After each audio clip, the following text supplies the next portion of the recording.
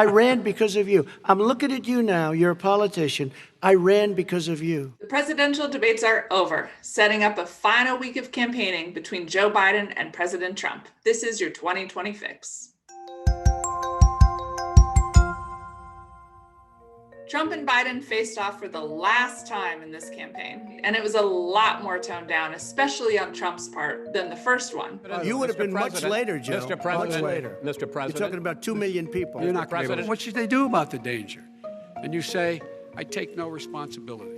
Let me talk about your two. Excuse me, I take full responsibility. But Trump has been unable, despite two very different debate performances so far, shake what has become a very static race, which is him behind nationally and in key swing states. Even though Trump's performance in this final debate was much more in line with what his strategists told him to do, and he even got a slip up out of Joe Biden on the oil industry. And I'd stop giving to the oil industry, I'd stop giving them federal subsidies. He won't give federal subsidies to the gas, to solar and wind. It's hard to see how this debate changes the race in any significant way. That's especially because 47 million Americans have already voted early, 11 days before the election. That's as much as everyone who voted early in 2016. The end of this debate sets up the final 10 days of campaigning, if you can believe it.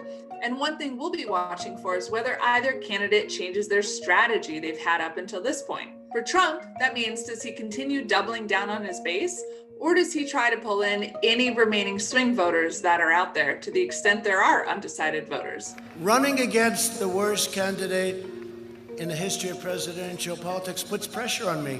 Could you imagine if I lose my whole life? What am I going to do? Polls have consistently shown for months now that President Trump is dragging in his re-election efforts, in part because voters blame him for not getting the pandemic and the economic crisis under control. That's why Biden's campaign to this date has been all about Trump and litigating how he's handled coronavirus and race relations. Anyone who's responsible for that many deaths should not remain as president of the United States of America. Biden has also generally maintained a much lower profile to try to project a sense of being responsible about the coronavirus pandemic rather than holding big rallies. Does Biden continue that in these next 10 days, or does he try to get out in front of voters in a way he hasn't before? With every passing day, time is running out, especially for President Trump to close the gap with Joe Biden. His messaging is getting more and more scattered. You're the one that takes all the money from Wall Street. I don't take it. Can Trump narrow in on a cohesive, coherent campaign message about why voters should re-elect him in these next few days? It's the only time he has to do it.